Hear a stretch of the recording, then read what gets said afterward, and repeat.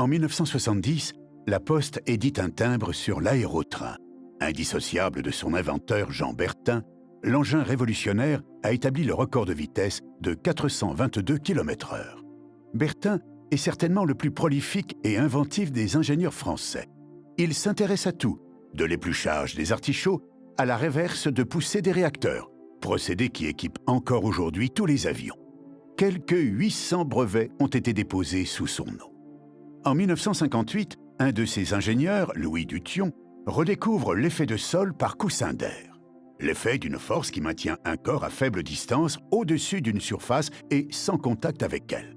Bertin exulte. Il va pouvoir se débarrasser de la roue, donc du frottement, donc augmenter la vitesse. En 1964, on construit un premier tronçon, les premiers prototypes. En 1965, les premiers essais, 70 km/h. Puis très vite, 120, 200, 300, pour atteindre les 422 km/h en 1969. Puis, le projet se précise. Sont construits les 18 km de voies au nord d'Orléans. Deux nouveaux prototypes qui effectuent plus de 3000 voyages, couvrent 80 000 km, transportent plus de 16 000 visiteurs. Orléans est désormais à 20 minutes de Paris. Georges Pompidou est enthousiaste. Il signe le contrat pour une première ligne entre Cergy-Pontoise et La Défense. La France a sa ligne à grande vitesse.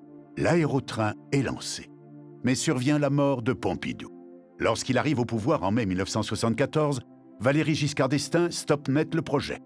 Dans les premières grandes décisions du président se trouve l'arrêt de l'aérotrain. La guerre entre les deux trains à grande vitesse est remportée par le TGV et la SNCF.